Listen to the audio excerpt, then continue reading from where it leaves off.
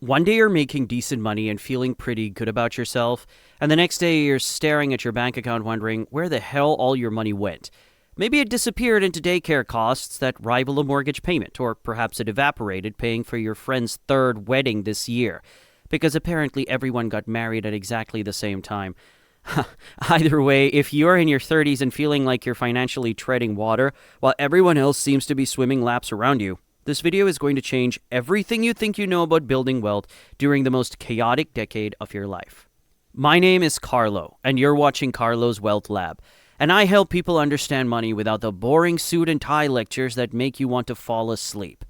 If you're tired of feeling like you're falling behind financially and you want to actually understand how wealth building works during your messiest decade, make sure to subscribe and hit that like button if this information helps you see your situation differently. Let me start with something that might surprise you. Your 30s aren't the decade where you magically have everything figured out financially. They're what experts call the messy middle, and there's a damn good reason for that name. This is the decade where life comes at you from every possible direction simultaneously. You got career pressures because you're supposed to be climbing some invisible ladder. You've got family pressure because suddenly everyone's having kids or taking care of aging parents. You got social pressures because your friends are buying houses and taking Instagram-worthy vacations while you're eating cereal for dinner again. But here's what nobody tells you about this financial chaos. It's completely normal, and more importantly, it doesn't mean you're failing at money. The messy middle earned its name because everyone goes through it, even the people who end up wealthy later in life. The difference isn't that some people avoid the mess entirely. The difference is that some people understand how to build wealth despite the mess, while others let the chaos convince them to give up entirely. Think about what's actually happening in your 30s from a practical standpoint. You're probably earning more money than you ever have in your life, which sounds great until you realize you're also spending more money than you ever have. Your rent or mortgage payment has likely doubled since your 20s. If you have kids, you've basically discovered that small humans are, well, basically tiny money-shredding machines disguised as adorable creatures. If you don't have kids yet, you're probably saving for a wedding, a house down payment, or both, which feels like trying to fill a bathtub with a teaspoon. Meanwhile, everyone around you seems to have their act together. Your college roommate just bought a house with a 3-car garage. Your coworker is maxing out their retirement account while also taking European vacations every year. Your social media feed is filled with people your age who apparently have unlimited money for home renovations and expensive hobbies. It's enough to make you wonder if you missed some sort of adult financial orientation where they explained how everyone else figured this out. Here's the truth that might sting a little but will ultimately set you free. Most of those people don't actually have their finances figured out either. They're just better at making it look that way on the outside. The average net worth for someone in their 30s is actually much lower than you probably think. We're talking about a median net worth of around $39,000 by the age of 30, and that includes everything they own minus everything they owe. When you break that down, most of that net worth is tied up in things like their car and maybe some home equity. The actual crash in investments, we're looking at maybe $17,000 for the typical 30-year-old. But wait, it gets even more interesting when you look at the data. The average American doesn't even start seriously investing until the age of 33. The median first-time homebuyer is 40 years old. If you started contributing to a retirement account in your 20s, even if it was just $50 a month, you're already ahead of most people. If you have any emergency savings at all, you're in better shape than a huge portion of your peers. This isn't meant to make you feel superior to anyone else. It's meant to show you that this feeling of being behind is largely an illusion created by comparing your financial reality to other people's financial highlight reels. Personal finance isn't a race where everyone starts at the same time with the same advantages and the same finish line. It's more like a marathon where everyone starts at different points, runs at different speeds, and has different obstacles to overcome along the way. The beautiful thing about your 30s, despite all the chaos, is that time is still working massively in your favor when it comes to building wealth. This is something most people don't truly understand until they see the actual numbers. Let's say you're 30 years old, you're making $100,000 a year, and you've managed to save $100,000 total. That might feel like you're moving at a snail's pace, especially when you read about people who have millions saved by 30. But here's where compound interest becomes your true best friend, even if it doesn't feel that way yet. If you did absolutely nothing else, never saved another dollar, and just let the $100,000 grow at 8% annually, you have over $200,000 by the age of 40. That's your money literally doubling without you lifting a finger. Now, obviously, you're not going to stop saving completely, but this shows you the power of what you've already accomplished. If you can manage to save just $450 per month on top of what you already have, you'll reach 3 times your annual income saved by the age of 40. That might sound impossible when you're looking at your current budget, but remember, your income will likely increase over the next 10 years, too. What feels like a stretch today becomes much more manageable as your career progresses. The wealth multiplier effect is still incredibly powerful in your 30s. If you're in your early 30s, every dollar you invest has the potential to multiply by 20 times by the time you retire. Even if you're in your late 30s, that multiplier is still around 8 times. Yes, starting in your 20s would have been better, but starting in your 30s is still infinitely better than starting in your 40s or 50s. And this brings us to one of the most important mindset shifts that you can make about building wealth in your 30s. The financial order of operations isn't a straight line. And your journey doesn't have to be either. Life is going to interrupt your perfect financial plan probably multiple times. You might lose a job, have unexpected medical expenses, need to help family members, or face any number of situations that require you to pause your wealth building temporarily. This doesn't mean you're failing at money. It means you're living a normal human life where unexpected things happen. The people who successfully build wealth over time aren't the ones who never face setbacks. They're the ones who understand that financial progress sometimes looks like moving forward, sometimes looks like moving backward, and sometimes looks like moving sideways while you deal with whatever life throws at you.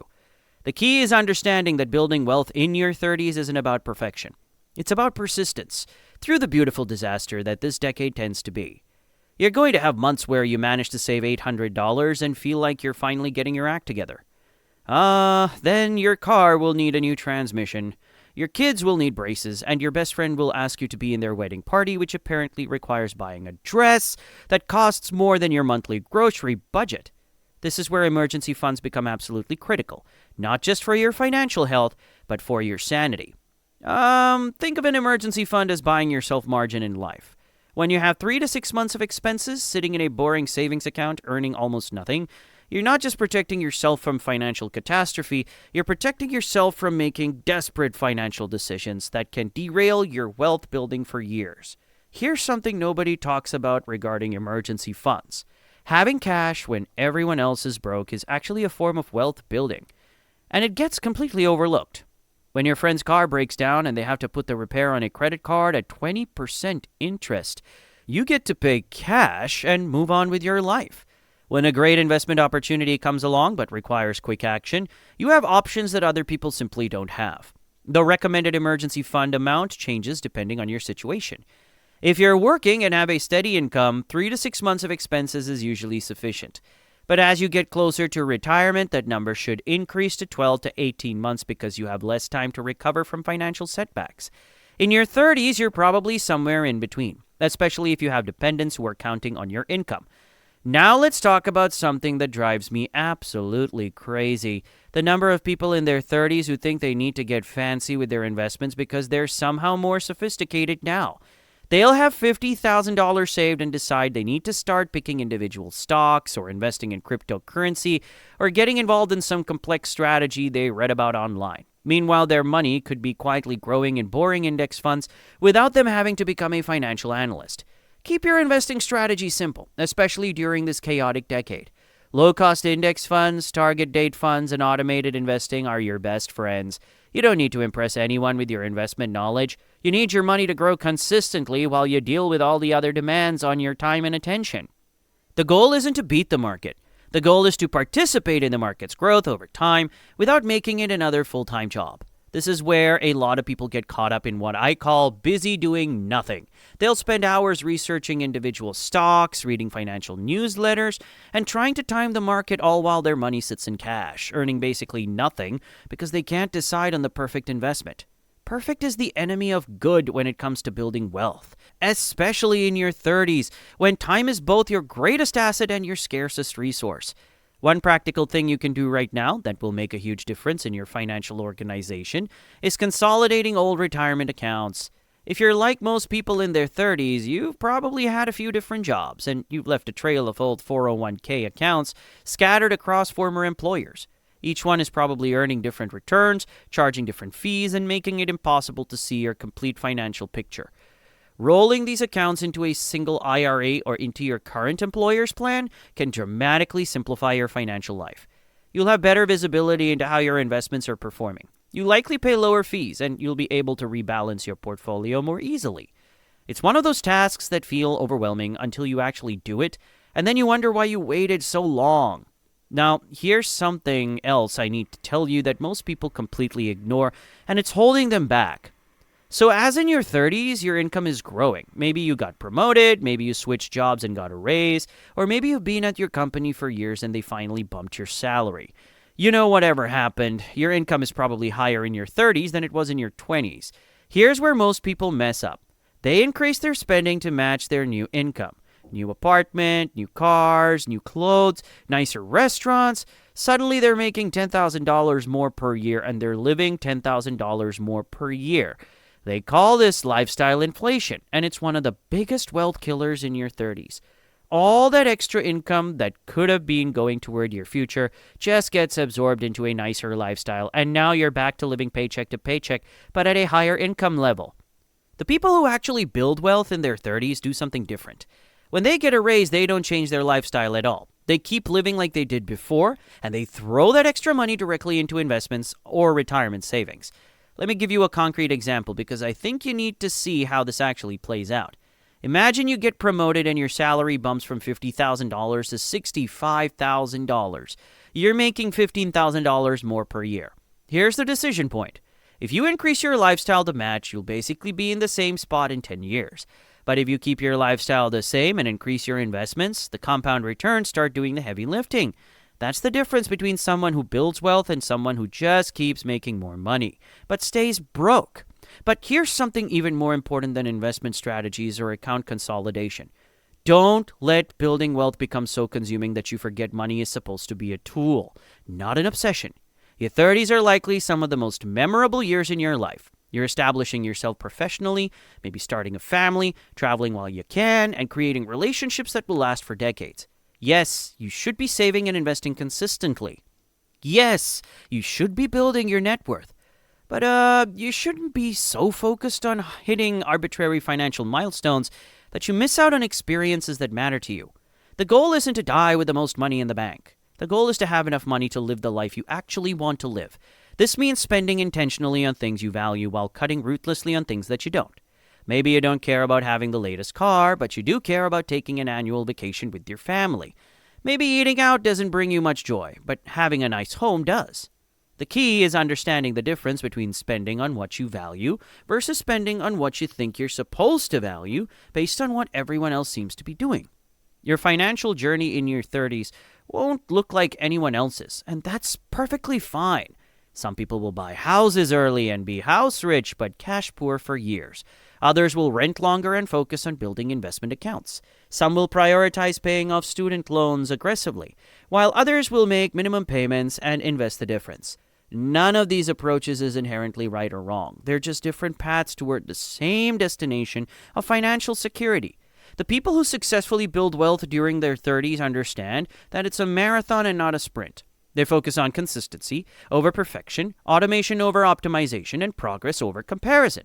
They understand that some years will be better than others, some months will be complete disasters financially, and that building wealth is more about what you do consistently over time than what you do perfectly in any given moment.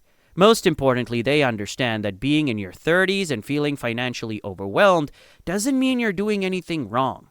It means you're human, living in a complex world with competing priorities and limited resources. The fact that you're thinking about building wealth and watching videos like this and trying to make better financial decisions already puts you ahead of a huge percentage of your peers. The beautiful irony of feeling behind in your 30s is that most people who eventually become wealthy felt exactly the same way during this decade. They were convinced they were financial disasters while making decisions that would transform their lives 20 years later. The difference between people who build wealth and people who don't isn't that wealthy people never felt overwhelmed by money. It's that they kept making good decisions even when those decisions felt insignificant at the time. Let's talk about what compound interest actually looks like when you're 30 versus what it felt like when you were 22 and some financial advisor was droning on about the magic of starting early.